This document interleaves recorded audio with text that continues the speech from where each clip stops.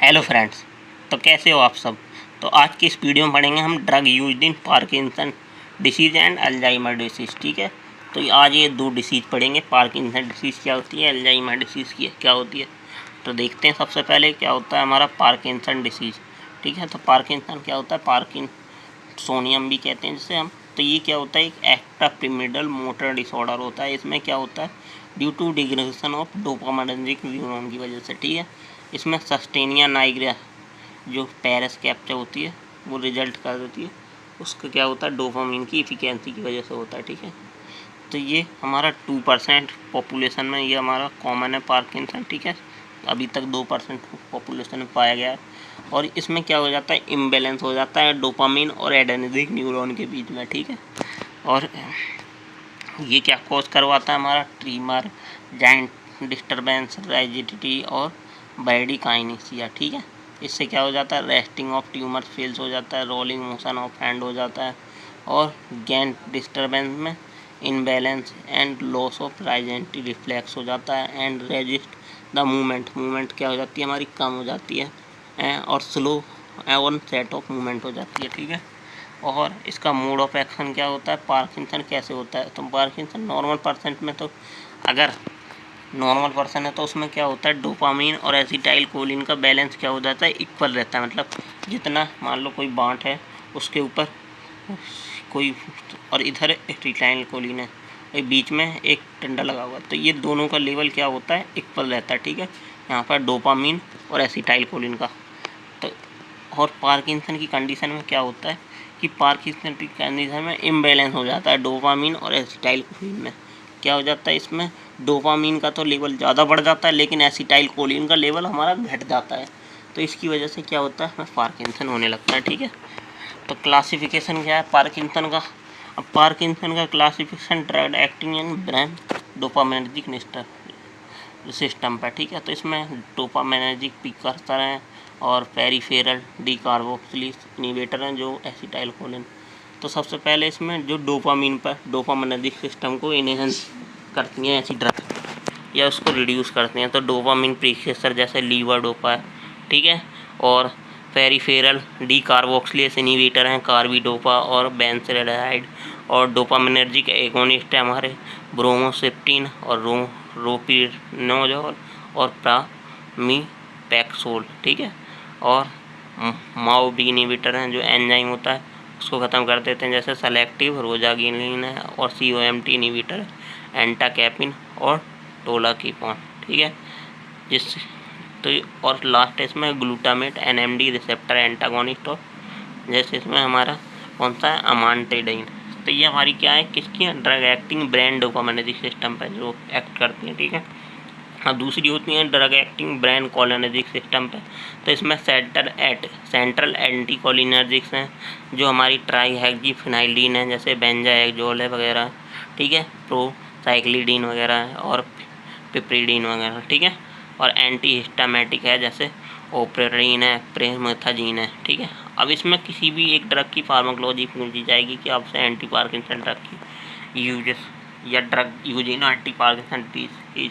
तो ठीक है, तो यही आपको लिख देना है, बेंजाडाइप्रिडिन वगैरह, और 3-एक्सिफेनाइलिन, और टोलाकीपॉन, और लीवोडोपा, कार्बिडोपा, बेरिस्टिजाइड।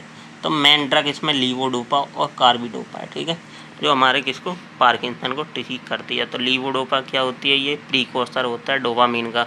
जो डोपामिन बनता है ना, तो वो लीवोडोपा से ही बनता है। ठीक है, और ओनली 1 से 2% क्रॉस द ब्रेन बैरियर। ये क्या करती है, लीवोडोपा क्या करती है, खाली हमारे जो ब्लड ब्रेन बैरियर होता है ना, उसको 102% ड्रग ही क्रॉस कर पाती है। ठीक है, ड्रग का 102। तो इसको हमेशा कॉम्बिनेशन में दिया जाता है। ठीक है, कार्बिडोपा या बेंजोक्सामाइड के साथ। ठीक है, इसका मोड, इससे क्या हो जाता है, वो ज़्यादा ब्रेन को क्रॉस कर पाती है, देन हमारा ज़्यादा एक्शन शो कर पाती है। ठीक है, और मोड ऑफ एक्शन क्या होता है, कैसे हमें पार्किंसन होता है, सो इट वर्क। इसका मोड ऑफ एक्शन क्या होता है, ये क्या करता है, by the synthesis of dopamine के लेवल को बढ़ा देता है। देन एल्डोपा डी कार्बोलिक इससे डोपामिन बना, देन ये क्या होगा, D2 रिसेप्टर से बाइंड होगा, रिलीफ सिम्टम्स ऑफ पार्किंसन। तो ये ऐसे पार्किंसन होते हैं। ठीक है, सो हमारे ये ओनली पार्किंसन के सिम्टम्स को ठीक करता, पूरी तरह पार्किंसन डिसीज को ठीक नहीं कर पाते। ठीक है, और फार्माकोकाइनेटिक है, सेम सबकी फार्माकोकाइनेटिक है, ऑब्जर्वेबली और टी को बस इसमें एक डिफरेंस है, इसको हमें मील से पहले लेना है, खाने से पहले ये लेते हैं, ठीक है।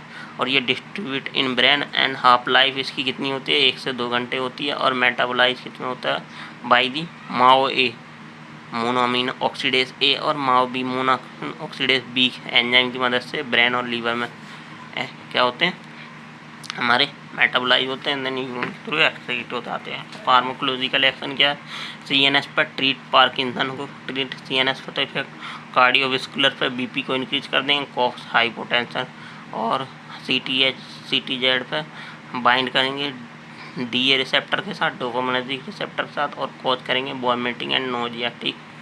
और एंडोजेनिक एक्शन क्या है इसका, एंडोक्राइन पे मतलब ग्लैंड्स पे क्या एक्शन करता है, तो इनहिबिट कर देगा प्रोलैक्टिन। प्रोलैक्टिन क्या होता है, जब मदर क्या होती है, जब बेबी प्रेग्नेंट होने लगता है तो बेबी होता है ना, तो उसके लिए जो मिल्क निकालती है उसमें प्रोलैक्टिन यूज होता है, ठीक है। वो ऑक्सीटोसिन को क्या करता है, तो तब उसको इनहिबिट कर देती हैं, ठीक है। और यूज क्या है, use in Parkinson adverse effect क्या है, यूफोरिया, एंजाइटी, नोजिया, वॉमिटिंग, डिलीनेस, हॉलीजिनेशन, एजिटेशन, इंसोमिया, ये सब क्या होंगे, इसके एडवर्स इफेक्ट होंगे पार्किंसन के, ठीक है। इसमें सेकंड ड्रग है हमारी कार्बिडोपा, तो इसका भी सेम फार्माकोलॉजिकल एक्शन है और सेम फार्माकोकाइनेटिक्स है, ठीक है। तो ये भी हमारी इसके लीवोडोपा के साथ दी जाती है, ठीक है। उसके बाद अल्जाइमर डिसीज़। अल्जाइमर डिसीज़ क्या होती है, ये भी हमारा न्यूरो डिजेनरेटेड डिसीज़ होती है। इसमें क्या होते हैं, हमारे न्यूरॉन्स डिजेनरेट होने लगते हैं। कैसे, इसमें क्या होगा, जैसे हमारे जो न्यूरॉन्स होते हैं ना, तो उसमें क्या हो जाता है, प्लेक फॉर्मेशन हो जाता है। प्लेक क्या होता है कि या तो न्यूरॉन जैसे एसिटाइल कोलिन है, तो वो हमारा क्या हो रहा है, रिसेप्टर से ज़्यादा बाइंड नहीं हो पाता, तो उसमें क्या होता है, एसिटाइल कोलिन का लेवल घट जाता है, जो हमारा सीएनएस को क्या कर रहा था, मतलब सही फील करा रहा था, या हमारी बॉडी की मेमोरी में हेल्प कर रहा था, ठीक है। तो एसिटाइल कोलिन एक ऐसा न्यूरोट्रांसमीटर है जो मेमोरी, तो इसमें क्या हो जाता है, प्रोग्रेसिव इम्प्रूवमेंट ऑफ मेमोरी, मतलब हमारी धीरे धीरे मेमोरी जाने लगती है अल्जाइमर डिसीज़ में, ठीक है। तो इसमें कौन कौन सी ड्रग होती हैं यूज, तो जो एसिटाइल कोलिन इनिवेटर है और रीएप्टेक इनिवेटर एसिटाइल कोलिन, ठीक है। तो मतलब एसिटाइल कोलिन के प्रोडक्शन को बढ़ाने वाली जो ड्रग हैं, ठीक है। तो ये हम पहले सिम्पैथोमिमेटिक एजेंट्स में पढ़ चुके हैं कि क्या क्या होती हैं, वो पैरासिम्पैथोमिमेटिक एजेंट में पढ़ चुके हैं कौन कौन सी ड्रग होती हैं, ठीक है। तो आप वहाँ से देख लेना। और इनके सिम्टम्स क्या होते हैं, ये कन्फ्यूजन कॉज कराती हैं, मेमोरी लॉस, ठीक है। जब पार्किंसन हमें होता है अल्जाइमर डिसीज़, तो उसमें क्या होता है, कन्फ्यूजन होती है, मेमोरी लॉस होती है और डिफ़िकल्टी इन स्लीपिंग में, ठीक है। और पुअर जजमेंट होता है, ठीक है। तो इसकी वजह से हमें क्या होता है, ये सिम्टम्स होते हैं अल्जाइमर डिसीज़ के, ठीक है। तो आज की इस लेक्चर में हमने पार्किंसन डिसीज़ और अल्जाइमर डिसीज़ देख लिया। Thank you.